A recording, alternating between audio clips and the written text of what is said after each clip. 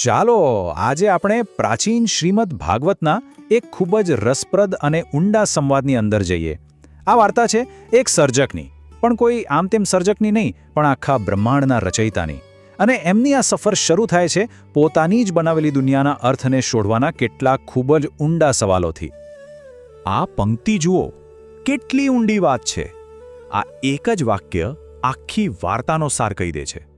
જરા વિચારો તો, જેણે આખો બ્રહ્માંડ બનાવ્યો છે એને પણ એકદમ ભાવનાત્મક પીડા થઈ રહી છે. કેમ? કારણ કે એમને દેખાઈ રહ્યું છે કે પોતાની જ સૃષ્ટિમાં જે જીવો આવશે એમને કેટલું દુઃખ ભોગવવું પડશે.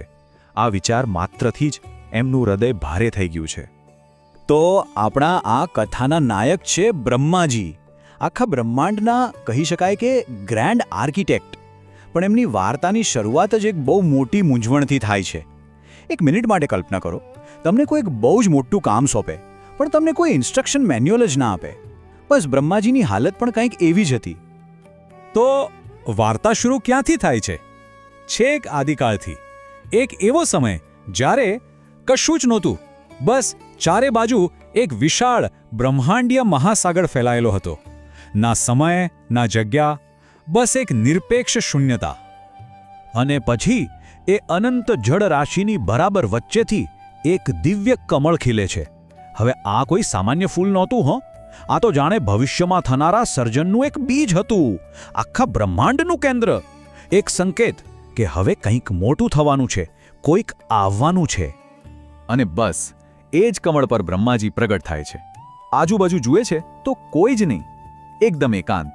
અને એમની સામે એક પહાડ જેવી જવાબદારી હતી, આખા બ્રહ્માંડનું સર્જન કરવાનું.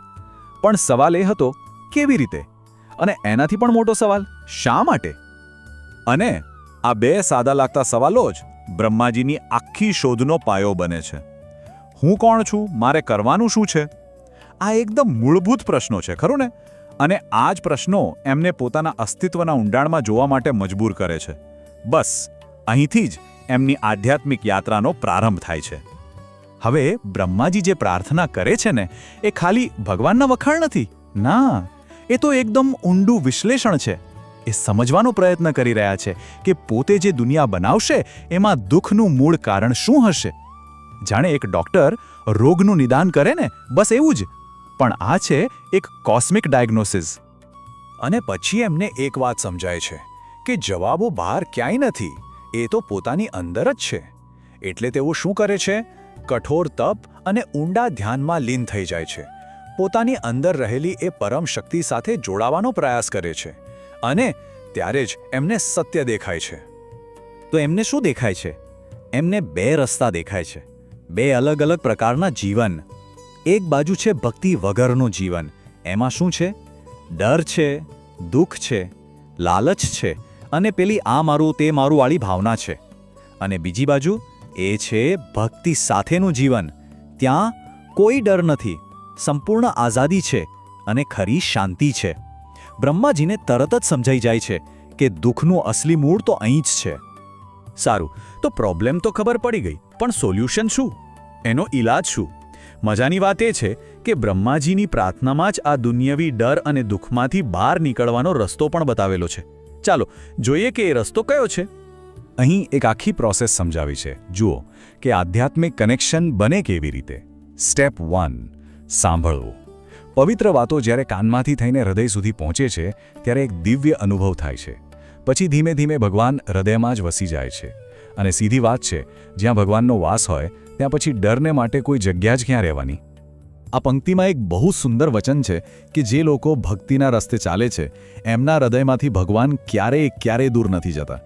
આ એક એવું અતૂટ બંધન છે જે દરેક પ્રકારના ડરથી ઉપર લઈ જાય છે. અને હવે વાર્તામાં એક બહુ મોટો ટ્વિસ્ટ આવે છે. અત્યાર સુધી આપણે બ્રહ્માજીની વાત સાંભળતા હતા, એમની પ્રાર્થના. પણ હવે સામેથી એ પરમ શક્તિ પોતે જ જવાબ આપે છે. બ્રહ્માજીના મનની વ્યથાનો જવાબ મળવાનો સમય હવે આવી ગયો છે. આ આખા સંવાદનો કદાચ સૌથી મહત્વનો મોમેન્ટ છે. બ્રહ્માજીની બધી જ મૂંઝવણના જવાબમાં એકદમ સ્પષ્ટ અને પાવરફુલ આદેશ મળે છે. વ્યાકુળ ન થાઓ, તમારા સર્જનનું કાર્ય શરૂ કરો. બસ આટલું જ. પણ અહીં જોજો, ભગવાન ખાલી કામ શરૂ કર એવું નથી કહેતા. એ કામને સાચી રીતે કેવી રીતે કરવું એનો આખો રોડમેપ આપે છે. એ કહે છે કે 3 વસ્તુઓ જરૂરી છે: તપ એટલે કે ફોકસ્ડ મહેનત, વિદ્યા એટલે કે સાચું જ્ઞાન, અને ભક્તિ એટલે કે અડગ શ્રદ્ધા. અને સૌથી મોટી વાત, એ એવી દ્રષ્ટિ આપે છે કે તારી પોતાની અંદર, આખી દુનિયામાં અને દરેક જીવમાં મને જ જો. આ શ્લોકમાં જે રૂપક છે ને એ ખરેખર કેટલું સુંદર છે. વાત એમ છે કે ભગવાન ક્યાંક દૂર આકાશમાં નથી બેઠા, એ તો આ સૃષ્ટિના ટણે કણમાં છે. કેવી રીતે? જેમ સૂકા લાકડામાં આગ છુપાયેલી હોય છે, બસ એને પ્રગટાવવાની વાર હોય છે. બસ એ જ રીતે દરેક જીવની અંદર એ દિવ્ય શક્તિ રહેલી છે, આપણે ખાલી એને ઓળખવાની છે. તો હવે આપણે બ્રહ્માજીની આ સફરના અંતિમ પડાવ પર છીએ.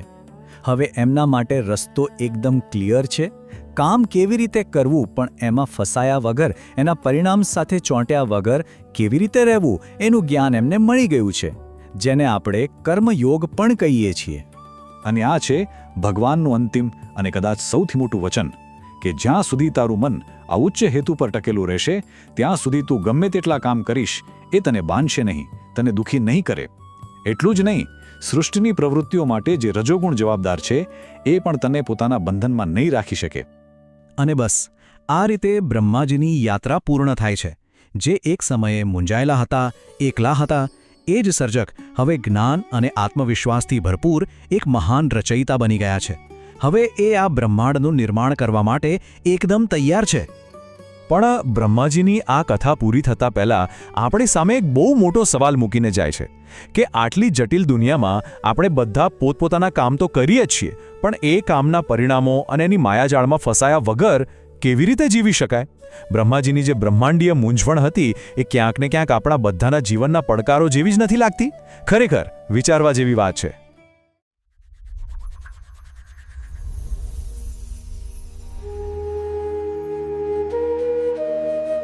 આપનું સ્વાગત છે આ ઊંડાણપૂર્વકના વિશ્લેષણમાં. કલ્પના કરો કે તમને એક આખું બ્રહ્માંડ બનાવવાનું કામ સોંપવામાં આવ્યું છે. તમારી પાસે કોઈ મેન્યુઅલ નથી, કોઈ ગાઈડ નથી.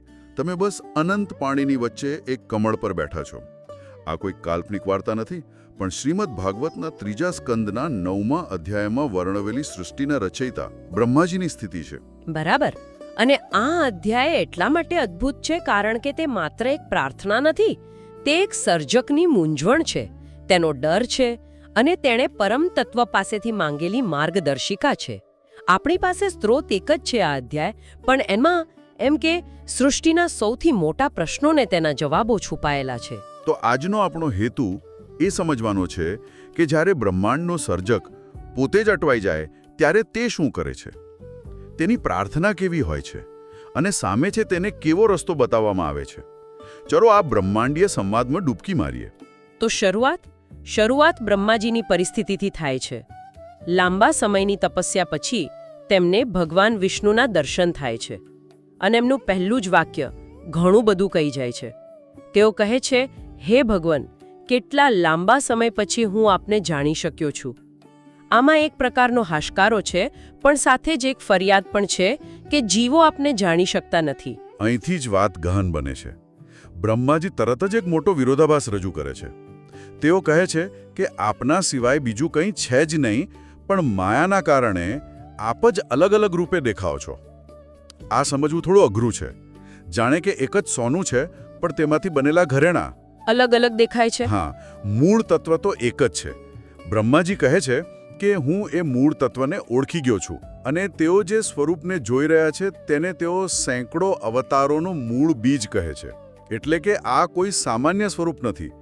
આ એ જ સ્ત્રોત છે જેમાંથી બધું પ્રગટ થાય છે, જેમાં તેઓ પોતે પણ સામેલ છે, જે ભગવાનના નાભિકમળમાંથી જન્મ્યા છે. પણ પછી તેઓ તરત જ આ દ્રશ્યમાન સ્વરૂપની સરખામણી એક અદૃશ્ય વાસ્તવિકતા સાથે કરે છે. હા, અને આ જ સગુણ અને નિર્ગુણનો ખ્યાલ છે. સગુણ એટલે એ સ્વરૂપ જેને આપણે જોઈ શકીએ, જેના ગુણ છે, આકાર છે. જેમ કે ભગવાનનું આ દિવ્ય રૂપ. બરાબર. અને નિર્ગુણ એટલે એ પરમ તત્વ જે નિરાકાર છે, અવર્ણનીય છે, જેને શાસ્ત્રોમાં આનંદ માત્રમ વિકલ્પમ એટલે કે માત્ર આનંદ સ્વરૂપ અને વિકલ્પરહિત કહેવાયું છે. બ્રહ્માજી કહે છે કે હું જાણું છું કે આપ એ નિર્ગુણ તત્વ છો, પણ અત્યારે હું આપના આ સગુણ સ્વરૂપનો આશરો લઉં છું જેણે સૃષ્ટિ રચી છે. આ તો થઈ તત્વજ્ઞાનની વાત. પણ બ્રહ્માજીની અસલી ચિંતા શું છે? તેઓ આસપાસ શું જોઈ રહ્યા છે? તેઓ જે જોઈ રહ્યા છે તે છે સંસારનું દુઃખ. તેઓ કહે છે કે જ્યાં સુધી જીવ આપના ભયમુક્ત ચરણોનો આશરો નથી લેતો ત્યાં સુધી તે સતત ડરમાં જીવે છે. એટલે ધન ગુમાવવાનો ડર, સંબંધો તૂટવાનો ડર, અપમાનનો ડર, એ બધું. હા, બિલકુલ. શોક, લાલસા અને લોભ તેને સતત સતાવે છે. અને આ બધાનું મૂળ મારું તારુંનો ખોટો ખ્યાલ છે. અને જે લોકો ભગવાનથી વિમુખ છે તેમના માટે તો સ્થિતિ વધુ ખરાબ છે. બ્રહ્માજી એમના માટે ખૂબ જ સચોટ શબ્દ વાપરે છે, હતધિયો. બરાબર. હતધિયો એટલે કે જેમની બુદ્ધિ હણાઈ ગઈ છે. તેઓ કહે છે કે આવા લોકો ઇન્દ્રિયોના ક્ષણિક સુખ માટે પાપ કર્મોના ચક્કરમાં ફસાયેલા રહે છે. અને આ માત્ર માનસિક પીડા નથી. બ્રહ્માજી કહે છે કે ભૂખ, તરસ, ઋતુઓના ફેરફાર અને એકબીજા સાથેના સંઘર્ષોથી પીડાતા જીવોને જોઈને મારું મન દુઃખી થાય છે. આ બધું જોઈને તેઓ ભગવાનને કહે છે, હે પ્રભુ, મારું મન ખિન્ન થઈ ગયું છે. વાહ! આ તો કોઈ મોટા પ્રોજેક્ટના સીઈઓ જેવી વાત થઈ, જે પોતાની ટીમની અને પોતાના કામની જવાબદારીના ભાર નીચે દબાઈ ગયો હોય. તેને ખબર છે કે કામ મોટું છે, પણ તે કેવી રીતે કરવું અને તેના પરિણામો શું આવશે એની ચિંતા એને કોરી ખાય છે. એકદમ સાચું. બ્રહ્માજીને કાળનો પણ ભય છે. ભલે એમનું આયુષ્ય 2 પરાર્ધ જેટલું લાંબુ કેમ ન હોય, જે અબજો વર્ષો બરાબર છે, છતાં તેઓ કહે છે કે સમયની શક્તિ જીવનની મોટી મોટી આશાઓને પણ કાપી નાખે છે. અને એટલે જ હું, જેનું સ્થાન આટલું ઊંચું છે, તે પણ આપના ભયથી તપ કરું છું. તો આટલી બધી સમસ્યાઓ ગણાવ્યા પછી બ્રહ્માજી તેના મૂળ કારણ વિશે શું કહે છે? આ બધા દુઃખનું કારણ શું છે? બ્રહ્માજી સ્પષ્ટ નિદાન કરે છે. તેઓ કહે છે કે જ્યાં સુધી જીવ માયાના પ્રભાવ હેઠળ પોતાની જાતને બીજાઓથી અલગ માને છે, ત્યાં સુધી આ સંસારનું દુઃખનું ચક્ર ચાલતું જ રહેશે. આ ભેદભાવની દ્રષ્ટિ જ સમસ્યાનું મૂળ છે. અને આ માત્ર સામાન્ય માણસોને જ લાગુ નથી પડતું. તેઓ કહે છે કે મોટા મોટા ઋષિઓ પણ જો ભગવાનના સંગથી વિમુખ હોય તો આ ચક્રમાં ભટકતા રહે છે. તો પછી આમાંથી બહાર નીકળવાનો રસ્તો શું છે? જો અલગાવની ભાવના એ રોગ છે તો તેની દવા શું છે? દવા છે ભક્તિ. પણ અહીં ભક્તિનો અર્થ ખૂબ વ્યાપક છે. બ્રહ્માજી એક અદ્ભુત રૂપક વાપરે છે. તેઓ કહે છે કે જે લોકો વેદરૂપી હવા દ્વારા પોતાના કાનમાં આવેલા ભગવાનના ચરણ કમળની સુગંધને સૂંઘે છે. વાહ, શું કલ્પના છે! હા, એમના હૃદયમાંથી ભગવાન ક્યારેય દૂર થતા નથી. અહીં જ્ઞાનને સાંભળવાની ક્રિયાને સુગંધ લેવા સાથે સરખાવી છે. તે માત્ર બૌદ્ધિક કસરત નથી, પણ એક અનુભવ છે. આ વાત ખૂબ જ રસપ્રદ છે. એનો અર્થ એ થયો કે મંદિરમાં મોંઘા ચઢાવા કરતાં કોઈ ગરીબને મદદ કરવી એ મોટી પૂજા છે.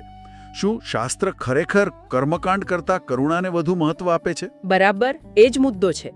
બ્રહ્માજી 12મા શ્લોકમાં સ્પષ્ટ કહે છે કે ભગવાન સ્વાર્થી ઈચ્છાઓથી ભરેલી પૂજાથી એટલા પ્રસન્ન નથી થતા જેટલા તેઓ સર્વભૂત દયા એટલે કે સર્વ જીવો પ્રત્યેની દયાથી થાય છે. કારણ કે ભગવાન દરેક જીવની અંદર આત્મા રૂપે બિરાજમાન છે. તેથી યજ્ઞ, દાન, તપ જેવા કર્મો ત્યારે જ સફળ થાય છે જ્યારે તેનો હેતુ ભગવાનને પ્રસન્ન કરવાનો હોય. આવું કર્મ ક્યારેય વ્યર્થ જતું નથી. અને ભગવાનના નામની શક્તિ વિશે પણ કંઈક કહેવાયું છે, બરાબર ને? હા, કહેવાયું છે કે જે વ્યક્તિ મૃત્યુ સમયે લાચારીમાં પણ ભગવાનના નામોનું ઉચ્ચારણ કરે છે તે પણ અનેક જન્મોના પાપોમાંથી મુક્ત થઈ જાય છે. વાહ! આ ભક્તિના માર્ગની સરળતા અને શક્તિ દર્શાવે છે. તો આટલું બધું ભૂમિકા બાંધ્યા પછી બ્રહ્માજી હવે પોતાની મુખ્ય માંગણી પર આવે છે. તો ભગવાન પાસે ખરેખર શું માંગે છે? તેઓ 2 મુખ્ય વસ્તુઓ માંગે છે.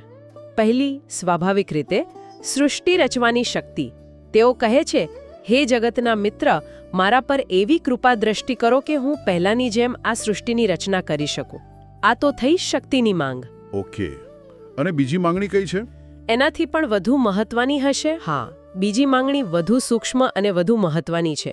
તેઓ પ્રાર્થના કરે છે કે જ્યારે હું સૃષ્ટિનું સર્જન કરું ત્યારે મારું મન આપના કાર્યોમાં જ લાગેલું રહે, જેથી હું કર્મના બંધનમાંથી બચી શકું. બરાબર. આ એક સર્જકની સૌથી મોટી ચિંતા છે. કામ કરવું પણ તેના અહંકાર કે પરિણામમાં ફસાઈ ન જવું. વાહ, આ તો ડિટેચ્ડ એક્શન અથવા કર્મયોગનો સિદ્ધાંત છે. કામ કરો પણ ફળની આસક્તિ વગર.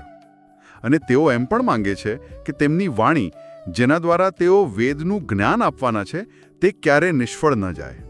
હા, અને છેલ્લે એક ભક્તની જેમ તેઓ ભગવાનને મધુર વાણી અને પ્રેમભર્યા સ્મિતથી તેમનું દુઃખ દૂર કરવા વિનંતી કરે છે.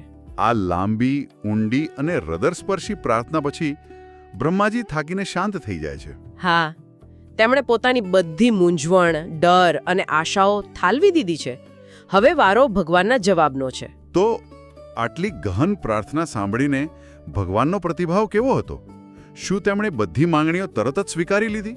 જુઓ, ભગવાનનો જવાબ કોઈ જાદુઈ છડી ફેરવવા જેવો નથી. તે એક સંપૂર્ણ માર્ગદર્શિકા છે, એક બ્લુપ્રિન્ટ છે. સૌથી પહેલા તો તેઓ બ્રહ્માજીને આશ્વાસન આપે છે. ગંભીર અવાજમાં તેઓ કહે છે, હે વેદગર્ભ, શોક ન કરો. તમે જે માંગો છો તે મેં તમને પહેલાથી જ આપી દીધું છે. ઓહ, એનો અર્થ એ કે બ્રહ્માજી પાસે શક્તિ તો હતી જ, પણ તેમને તેનો ઉપયોગ કેવી રીતે કરવો તેની સ્પષ્ટતા નહોતી. બિલકુલ. એટલે જ ભગવાન માત્ર આજ્ઞા નથી આપતા, પણ પદ્ધતિ પણ બતાવે છે.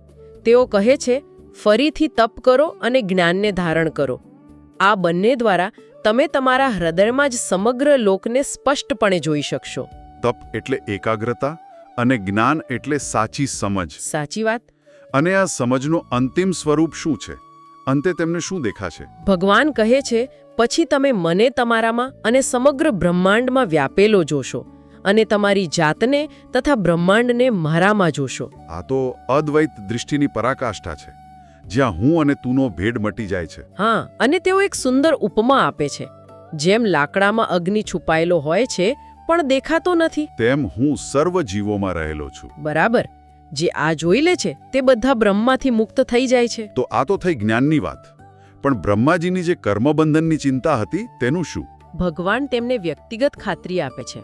તેઓ કહે છે, સૃષ્ટિ રચવાના આ મહાન કાર્યમાં તારો આત્મા થાકશે નહીં, કારણ કે મારા પર તારું મન સ્થિર છે.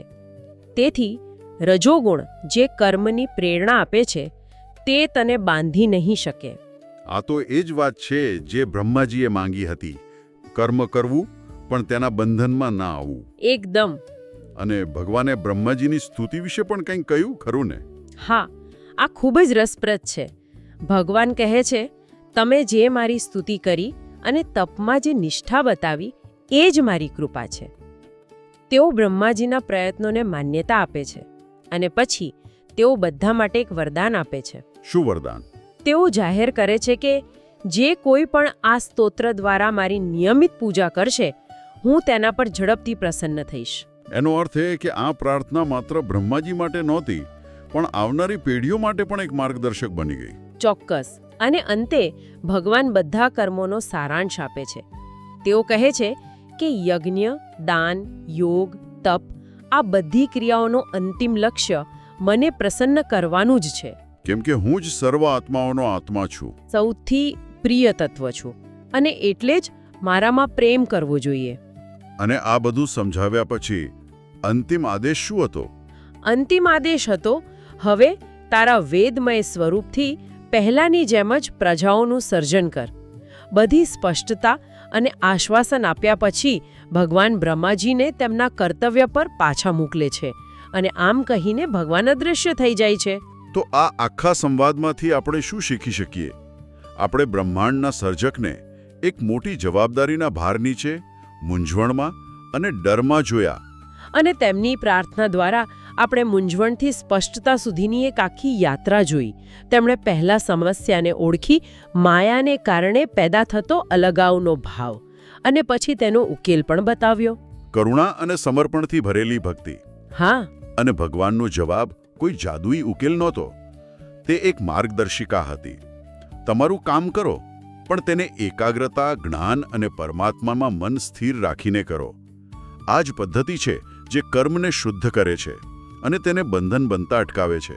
શ્રોતાઓ માટે અંતિમ વિચાર એ હોઈ શકે છે, બ્રહ્માજીની સમસ્યા બ્રહ્માંડ સ્તરની હતી, પણ તેમની ચિંતાઓ, નિષ્ફળતાનો ડર, જવાબદારીનો ભાર ખૂબ જ માનવીય છે. ખરું ને? હા, બિલકુલ. અને મળેલો ઉકેલ પણ એટલો જ સાર્વત્રિક છે, આપણા કર્મને એક ઉચ્ચ હેતુ સાથે જોડી દેવું. જ્યારે કર્મ માત્ર કર્મ ન રહેતા એક અર્પણ બની જાય ત્યારે તે ભક્તિમાં પરિવર્તિત થઈ જાય છે. આપણા રોજિંદા નાના મોટા કર્તવ્યો, પછી ભલે તે ઓફિસનું કામ હોય કે ઘરની જવાબદારી, તેને જો એક અર્પણ તરીકે જોવામાં આવે તો આપણો અનુભવ કેવી રીતે બદલાઈ શકે છે?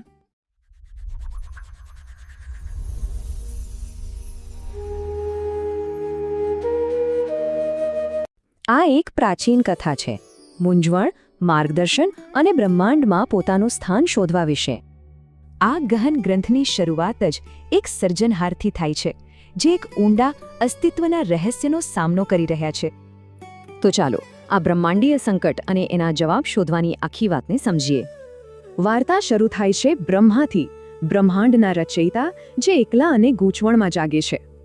એમને ખબર જ નથી કે એ કોણ છે, ક્યાંથી આવ્યા છે, કે પછી એમને કરવાનું શું છે. આવી મૂંઝવણની સ્થિતિમાંથી બ્રહ્મા અંદરની તરફ વળે છે અને સ્પષ્ટતા માટે એક શક્તિશાળી પ્રાર્થના કરે છે. એમની પ્રાર્થના દુઃખના મૂળનું વિશ્લેષણ કરે છે, જેને એ અસ્તિત્વની મૂળભૂત સમસ્યા તરીકે જુએ છે. એ તો કબૂલ કરે છે કે એમનો પોતાનું મન પણ ભૂખ, તરસ અને તીવ્ર ઈચ્છાઓથી ઘેરાયેલું છે. બ્રહ્મા આ દુઃખનું એક મુખ્ય કારણ ઓળખે છે, એક શક્તિશાળી બ્રહ્માંડીય ભ્રમ. આ ભ્રમને એ માયા કહે છે, એક એવી શક્તિ જે અલગતા અને સંઘર્ષની લાગણી પેદા કરે છે. અને આ સરખામણી બહુ સરસ રીતે બતાવે છે કે ભ્રમ અને અંતિમ સત્યમાં કેટલો ફરક છે. આવી ઊંડી અને પ્રામાણિક અરજ પછી બ્રહ્માના ધ્યાનને પરમ તત્વ વિષ્ણુ તરફથી જવાબ મળે છે. અને જવાબ કોઈ ગૂંચવણવાળો નથી, એકદમ સીધો, દિલાસો આપનારો અને હિંમત આપનારો છે. પછી વિષ્ણુ બ્રહ્માને એમનો હેતુ પૂરો કરવા માટે એકદમ સ્પષ્ટ સ્ટેપ બાય સ્ટેપ રસ્તો બતાવે છે. આ પગલાં માત્ર સર્જન માટે જ નહીં, પણ એમની અંદરની ગૂંચવણ દૂર કરવાનો પણ ઉપાય છે. હવે આ વાત ખરેખર રસપ્રદ છે. એ દરેક વસ્તુ પાછળ રહેલી એક એકતા જોવાનો એક શક્તિશાળી રૂપક છે. આ જ્ઞાન અને સ્પષ્ટ ધ્યેય મળ્યા પછી બ્રહ્માની બધી જ ચિંતા અને મૂંઝવણ ગાયબ થઈ જાય છે. એમને અંતિમ આશીર્વાદ મળે છે. એમના હેતુને બ્રહ્માંડની સર્વોચ્ચ સત્તા તરફથી સમર્થન મળે છે. એટલે સૌથી મહત્વની વાત એ છે કે એમનું સંકટ એમની ખાસ ભૂમિકા પૂરી કરવાના સ્પષ્ટ આદેશ સાથે પૂરું થાય છે. આ પ્રાચીન કથા એવું સૂચવે છે કે જવાબ ફક્ત બહાર શોધવાથી નથી મળતો, પણ પોતાની અંદર જોવાથી મળે છે.